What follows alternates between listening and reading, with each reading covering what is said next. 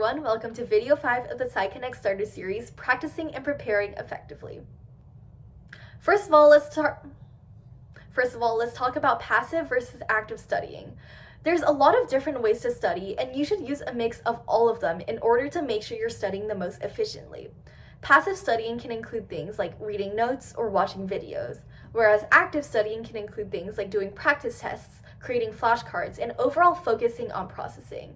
Both of these methods of studying are good. However, active studying is going to be more effective, especially for something like Science Olympiad, where you have a lot of content to learn and materialize. There's a lot of ways to practice in Science Olympiad. For example, practice tests. Doing practice tests is going to help you understand what you already know and what you still need to practice more of. In addition, you can create flashcards, whether this is on paper or on something like Quizlet. People have also made Quizlet sets in the past that you can work off of. Something else that helps a lot is working with friends. There's probably a lot of people in your team working on the same event, and if you guys can study and collaborate together, it's going to help all of you guys understand the material and help each other out where you need it.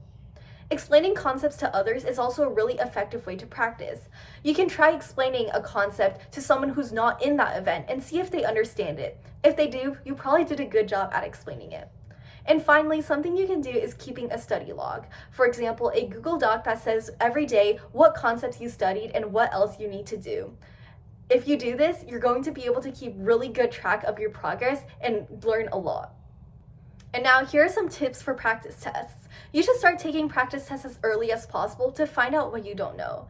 And the most important thing with doing practice tests is to actually review what you got wrong. You want to redo the incorrect questions and really understand where your understanding went wrong and take note of what you need to learn more of. It's also helpful to time yourself so you know how fast you're going.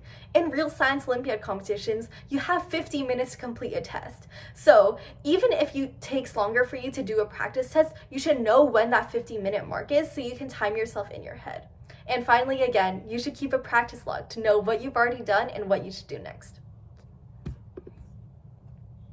A lot of times in Science Olympiad, you'll find yourself in a time crunch. It's the night before a competition. What should you do? For study events, you should quickly review your cheat sheet or binder to know what material you have going into the event.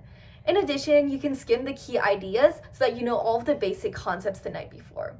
For build events, you want to inspect your device, make sure nothing's totally broken, and also pack everything up the night before so you're not scrambling in the morning.